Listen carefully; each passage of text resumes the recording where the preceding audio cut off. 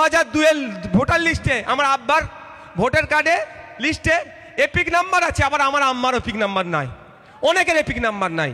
আতঙ্কিত হওয়ার দরকার নেই। এপিক নাম্বার দেওয়ার দায়িত্ব আমার না সরকারের? এই ভুল করেছে কে?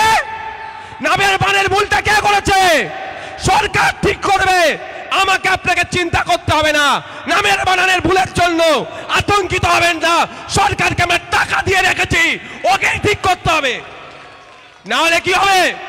আইনের লড়াই করব, মাঠে ময়দানে লড়াই করব, জনগণকে সাথে নিয়ে মতুয়া থাকবে, দলিত থাকবে, আদিবাসী থাকবে, মুসলমান থাকবে, একসাথে সরকারের কাছ থেকে জবাব নেব।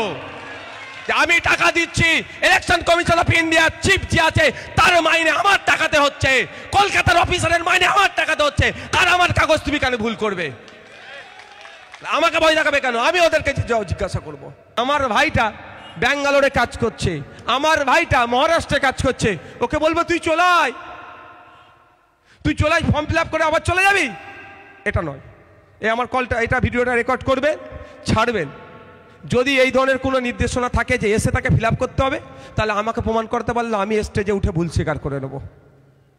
পেরেশানি কেন? অনলাইনে 4 তারিখের থেকে অনলাইনেও আপনি অ্যাপ্লিকেশন করার সুযোগ পাবেন। তবে আমি বলবো অনলাইনে যাওয়ার দরকার নেই। আপনার ভাই আছে কোথায়? ব্যাঙ্গালোরে। আপনার স্বামী আছে কোথায়? মহারাষ্ট্রে। আপনার ছেলে আছে কোথায়? দিল্লিতে। আপনি ফর্ম ফিল আপ করে সইয়ের জায়গায় আপনার নিজের সই করবেন, আর আপনার কে বাইরে আছে, ধরে স্ত্রী সই করলো, তাহলে কি লিখবে? সম্পর্ক স্বামী। সেই কোথায় সই করতে হবে সেটাও আমি দেখিয়ে দিচ্ছি আপনাদের। প্রমাণ আমি দিয়ে দেবো আমার কথার সপক্ষে। কিন্তু নটোরিয়াস ক্রিমিনালের চক্করে পড়লে দিন দুনিয়া দুটোই যাবে। যাক, তাহলে ফার্স্ট পার্ট বুঝেছেন, সেকেন্ড পার্ট বুঝেছেন, থার্ড আর ফোর্থ দুটো পার্ট বাকি থাকলো। আপনাদের দিক থেকে এটা কি বাম দিক? তো বাম দিক, মধ্যিখানে দেখুন একটা দাগ কাটা আছে না, এদিকটা ডান দিক, এটা দুটো পার্ট। বাম দিকে কে ফিল আপ করবে, ডান দিকে কে ফিল আপ করবে। এবার আসা যাক, বলছে না 2002 খেলাটা হচ্ছে এবার 2002 সালে যদি আপনার ভোটার লিস্টে নাম থাকে, কি বললাম, 2000 সালে যদি আপনার ভোটার লিস্টে নাম থাকে, তাহলে আপনি 2002 সালের যে কাগজে যা আছে সেম বিষয়টা এখানে ছেপে দেবেন। ওখানে যা আছে, এটা রাইট লেফট সাইডে যা আছে, বানান ভুল থেকে শুরু করে এপিক নাম্বার যা আছে এখানে দিয়ে দেবেন। কিন্তু সেকেন্ড পার্ট যেটা আমি দেখালাম এখানটায়, এখানে কিন্তু আপনার 2002 থাকুক আর নাই থাকুক, ওতে আপনি ভয় করবেন না। এটা কিন্তু সবাইকে ফিল আপ করতে হবে। মাথায় থাকবে তো? এই জায়গাটা সবাইকে ফিল আপ করতে হবে। এরপরে যখন অপশান এখানে আসছে, যেমন আমার এই বাপ 2002 সালে তো ভোটার লিস্টে নাম আছে, তাহলে এ বাপ কি করবে? আপনাদের দিক থেকে বাম দিকের যে জায়গাটা আছে, নির্বাচকের নাম মানে বাপের নাম, ইনার নাম, বাপ মানে আপনার নামটা কি বাবু? জলিল গাজী, তার নাম লিখবে, এপিক নাম্বার লিখবে। যদি এপিক নাম্বার নাও থাকে, 2002 ভোটার লিস্টে আমার আব্বার ভোটার কার্ডে লিস্টে এপিক নাম্বার আছে, আবার আমার আম্মার এপিক নাম্বার নাই, অনেকের এপিক নাম্বার নাই। আতঙ্কিত হওয়ার দরকার নেই। এপিক নাম্বার দেওয়ার দায়িত্ব আমার না সরকারের? এই ভুল করেছে কে? নামের বানের ভুলটা কে করেছে? সরকার ঠিক করবে। আমাকে আপনাকে চিন্তা করতে হবে না। নামের বানানের ভুলের জন্য আতঙ্কিত হবেন না। সরকারকে আমি টাকা দিয়ে রেখেছি, ওকে ঠিক করতে হবে। না হলে কি হবে? আইনের লড়াই করব, মাঠে ময়দানে লড়াই করব, জনগণকে সাথে নিয়ে মতুয়া থাকবে, দলিত থাকবে, আদিবাসী থাকবে, মুসলমান থাকবে, একসাথে সরকারের কাছ থেকে জবাব নেব। আমি টাকা দিচ্ছি, election commission of India chief যে আছে তার মাইনে আমার টাকাতে হচ্ছে, কলকাতার অফিসারের মাইনে আমার টাকাতে হচ্ছে, আর আমার কাগজ তুমি কেন ভুল করবে? আমাকে ভয় দেখাবে কেন? আমি ওদেরকে জিজ্ঞাসা করব। এরা ভয় দেখাচ্ছে আপনাদেরকে, বোঝার চেষ্টা করবেন। তাহলে কি হবে? এপিক নাম্বার থাকলে দেবেন, না হলে না থাকলে দেবেন না। আত্মীয়র নাম মানে ওখানে যে গার্জেন আছে, 2002 সালে ভোটার লিস্টে ইনার ভোটার কার্ডে ইনার গার্জেনের নাম লেখা আছে, ওই মায়ের ভোটার লিস্টে আছে, ওই মায়ের গার্জেনের নাম লেখা আছে। স্বামী থাকলে স্বামী, পিতা থাকলে পিতা, যা থাকবে লিখে দেবেন। তারপরে আছে সম্পর্ক। প্রথমে লিখবেন নাম, যার নাম লিখবেন তার সাথে ওই ব্যক্তির সম্পর্ক কি। স্বামী হলে স্বামী, পিতা হলে পিতা, পুত্র হলে পুত্র। এরপরে আসছে জেলা।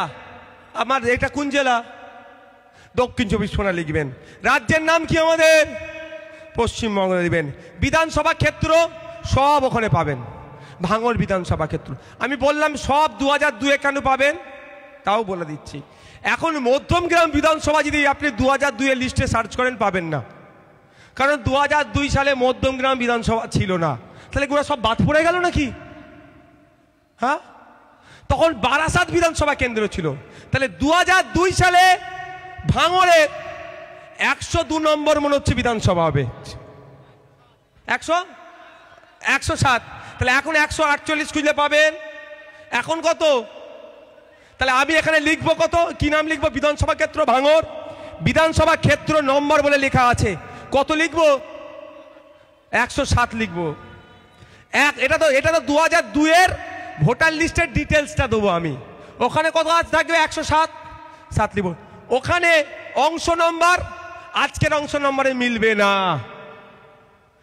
তো ওখানে যে অংশ নম্বর থাকবে সেটা উল্লেখ করব। ক্রমিক সংখ্যা 2002-এ যেটা লিখে থাকবে সেটা সেম আমরা এখানে কি করব? ছেপে দেবো। যার এই ঘরটা পূরণ হয়ে গেল তাকে পাশের ঘরটা পূরণ করার আর দরকার নাই, কারণ আমি নিজেই তো আমার প্রুফ 2002-এর। এবার হচ্ছে আমার এই যে বাপ, ইনার ছেলে পুলে আছে, মেয়ে আছে, ছেলে আছে, তো ইনার যেহেতু 2002-এর লিস্টে নাম এসে গেছে, ওনার ছেলে ফর্ম ফিল আপ করবে। এবার আমি ওনার ছেলেকে দিয়ে বলি, ওনার ছেলে তো 2002-এর লিস্টে নাম নেই, না থাকাটাই স্বাভাবিক। তাহলে তার ছেলে কি করবে? এখানে যেমন বললাম নিজের সব কিছু দেবে।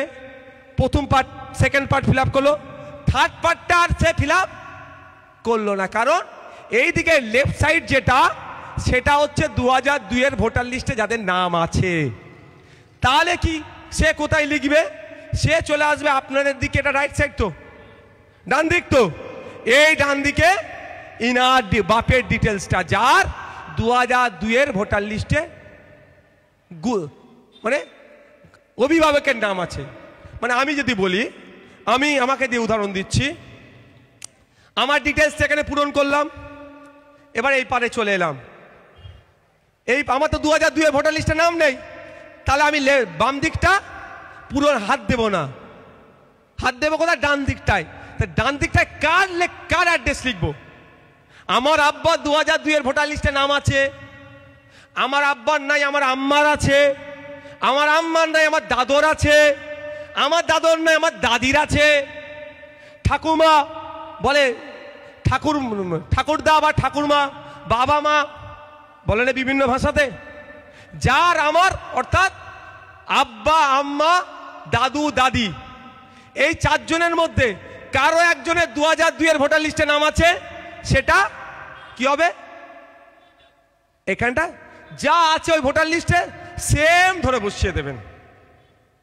তারপরে দেখুন এখানে অনেক কিছু লেখা আছে, যে বললাম না নটোরিয়াস ক্রিমিনালটা ভুল বুঝাচ্ছে। এখানে দেখবেন পয়েন্ট দেওয়া আছে,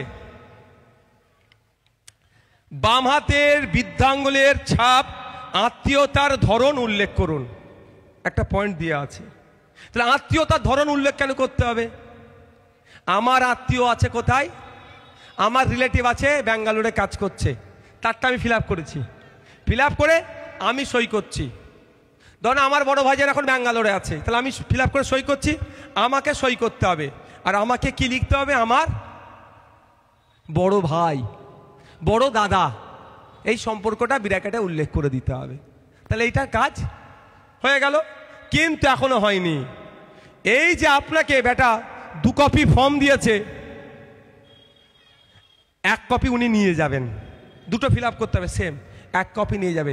তবে একটা কথা বলছি আপনাদের, একটা কথা বলছি, এই কাগজ তৃণমূলের চোরেদের হাতে দেবেন না।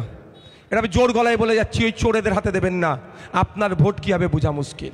সহযোগিতা করতে আসবে নেবেন, তৃণমূলের লোক সহযোগিতা করতে আসলে নেবেন নাই বলবো না, কাগজ দেবেন না। যদি বলে বাবু দাও আমি জমা করে দেবো, একদম ওই চক্করে পড়বেন না।